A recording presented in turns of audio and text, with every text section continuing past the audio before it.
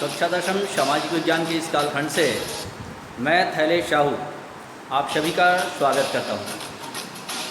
प्यारे बच्चों, मैंने आपको कल के कालखंड में कुछ बेसिक चीज़ों की जानकारियाँ प्रदान की है। उसमें मैंने साम्राज्यवाद क्या है, उपनिवेशवाद क्या है, औद्योगिक क्रांति क्या है, ऐसी महत्वपूर्ण विषयों को आप तक पहुँचाने का प्रयास किया था। क्योंकि ये जो विषय हैं आप सामाजिक विज्ञान में बार बार सुनने को पढ़ने को मिलेगा, और ये चीज़ें बच्चों आपको जब क्लियर होगा तो वो चीज़ आपको समझने में और मुझे भी समझाने में सुविधा होगी। तो अब हम इस पार्ट के अंतर्गत चलिए संसाधन एवं विकास, इस पार्ट को आगे बढ़ाने का प्रयास करते हैं। आप सामाजिक विज्ञान का पहला ही पार्ट देखिएगा, संसाधन एवं विकास, भूगोल का पहला अध्याय। प्यारे बच्चों, इसमें प्राकृतिक संपदा के साथ रिश्ता। तो पहली बात तो संसाधन क्या है, मैंने उस दिन आपको बताया कि प्रकृति द्वारा प्रदत्त वे संपदाएं जिसका उपयोग मनुष्य अपनी आवश्यकता की पूर्ति के लिए करता है, तब वो संसाधन बन जाता है। कोई भी चीज़ें, हवा, पानी, पेड़ पौधे, जल, ये सब चीज़ें अपने आप में संपदा नहीं है भैया बहन। जब मनुष्य उसको अपनी उपयोगिता के अनुकूल बना लेता है, उसका उपयोग करता है, तब वह क्या बन जाता है, संसाधन बन जाता है। तो आइए हम देखते हैं प्राकृतिक संपदा के साथ रिश्ता क्या है मनुष्य का। तो मनुष्य प्राकृतिक दुनिया का एक अभिन्न अंग है और अन्य जीवों की तरह प्रकृति द्वारा दी गई चीज़ों जैसे हवा, पानी, फल फूल, साथ ही जीव, इन सब का उपभोग करता है, उसको अपनी उपयोगिता के लायक बनाता है, और उपयोगिता के लायक बनाकर मनुष्य उन सभी चीज़ों को अपने दैनिक जीवन में उपयोग करता है, तब वह संसाधन बन जाता है। हमने देखा प्राचीन समय में लोग क्या करते थे। जब हम आदि मानव, आपने पढ़ा है बच्चों, तो उस समय आदि मानव क्या करता था, जंगलों में विचरण करता था, जानवरों का शिकार करता था, फिर पशुपालन करना सीखा, खेती कार्य करना सीखा। इस तरह के साथ समय के साथ उसकी जीवन जीने की पद्धति में बदलाव आता गया, और इस तरीके से मनुष्य को जिन जिन चीज़ों की आवश्यकता पड़ी और प्रकृति की जिन चीज़ों का उसने उपयोग करना सीखा और अपने उपयोगिता के लायक बनाया, उसे हम संसाधन कहते हैं। बच्चों, यहाँ पर हम देखते हैं कि प्राचीन समय में जो लोग हैं, शिकार करने के साथ जमीन खोदकर कंदमूल इकट्ठा करना, टोकरी और खाल के कपड़े बनाता था, यानी तब पत्थर, बांस, जानवरों के खाल आदि प्राकृतिक संसाधन बने। परंतु समय के साथ मनुष्य के उत्पादन कार्य का दायरा भी बढ़ता गया।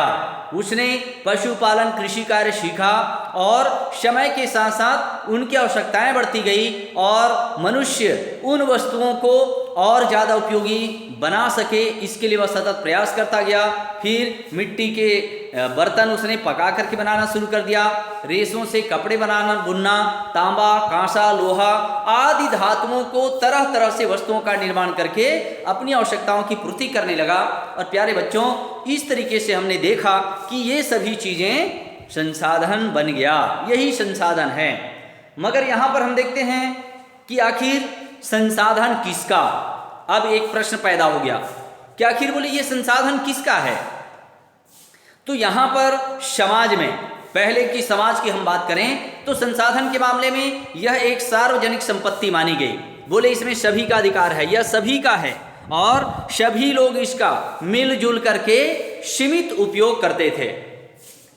समाज में जैसे जैसे विकास होता गया उसका उपयोग भी बदलता गया। हमने देखा कई समाजों में संसाधनों पर अधिकार पूरे समाज के पास संयुक्त रूप से रहा, और उनके उचित उपयोग के लिए हम पृष्ठ को और पलटें तो वहाँ पर देखिएगा बच्चों कि सामुदायिक नियम कानून बने। जमीन, जंगल, पानी के स्रोत पूरे समाज की साझी संपत्ति मानी गई। अक्सर ये समाज अपनी प्राकृतिक संसाधन को केवल भोग की वस्तु न मानकर उन्हें देवी का दर्जा मानने लगे। जमीन, पेड़, नदी, समुद्र, जानवर, चट्टान आदि में वो देवी देवता का वास देखते थे, अर्थात इन सभी में देवी देवता का स्वरूप देखा गया। परंतु कुछ समाजों में संसाधन सामुदायिक नियंत्रण न होकर कुछ व्यक्तियों के हाथ में चला गया। कुछ भूस्वामी उस पर अपना स्वामित्व स्थापित करने लगे।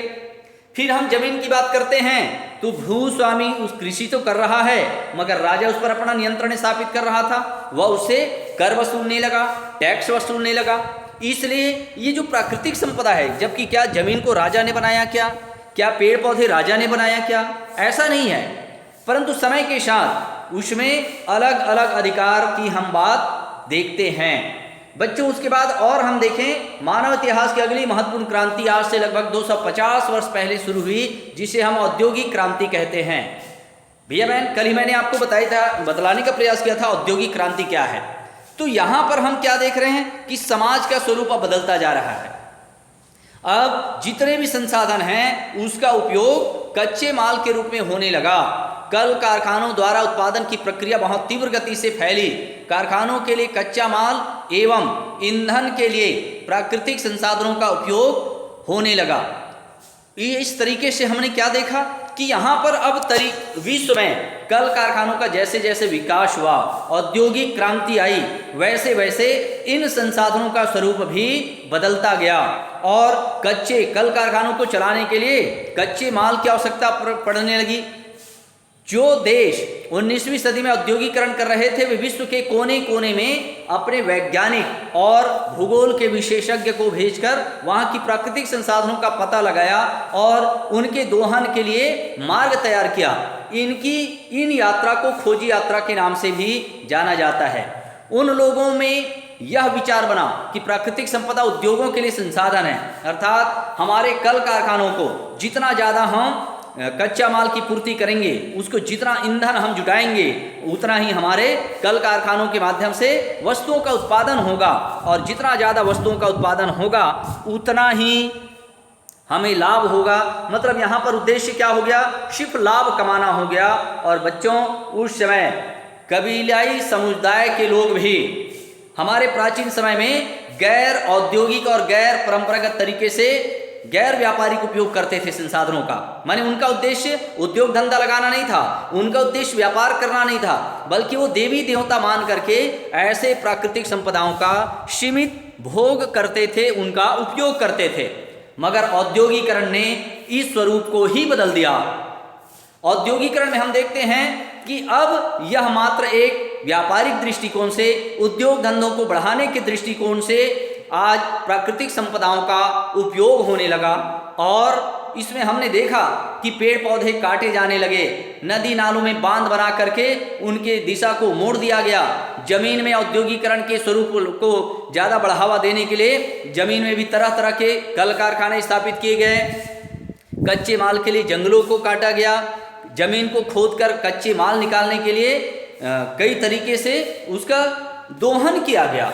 अर्थात यहाँ पर संसाधन का उपयोग समय के साथ बदलता गया और आज जब यही संसाधनों का जब बहुत ज़्यादा अति उपयोग होने लगा तो हम क्या देखते बच्चों, आज लगातार जंगलों की कटाई होने लगी है, भूक्षरण होने लगा है, मृदा क्षरण होने लगा है, पर्यावरण का संतुलन बिगड़ने लगा है, पर्यावरण प्रदूषण होने लगा है। आज औद्योगिक क्रांति ने जहां हमें बहुत सारी सुख सुविधाएं प्रदान की है, वहीं आज समाज को बहुत सारे पर्यावरणीय प्रदूषण का शिकार होना पड़ा है। यह पाठ हमें दोनों तरीके से बता रहा है कि संसाधन प्राचीन तरीके से कैसे उपयोग होता था और आज के परिप्रेक्ष्य में हम इसका कैसा उपयोग करते हैं। बच्चों, इस पर और विस्तार से आगे हम चर्चा करेंगे, जिसमें पर्यावरण विज्ञान की नज़र में आखिर इसके क्या फ़ायदे क्या नुकसान अगले वीडियो में मैं बताने का प्रयास करूंगा।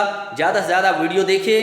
कोई चीज़ अगर डाउट है तो मुझसे क्लियर करने के लिए आप इसी नंबर पर कॉल भी कर सकते हैं, मुझे कोई शिकायत नहीं होगी। ज़्यादा से ज़्यादा आप समझने का प्रयास करिए और ज़्यादा से ज़्यादा मैं विषय को समझाने का प्रयास करूँगा। अगले वीडियो में पुनः मिलेंगे, तब तक के लिए दसम के सभी भैया बहनों को धन्यवाद।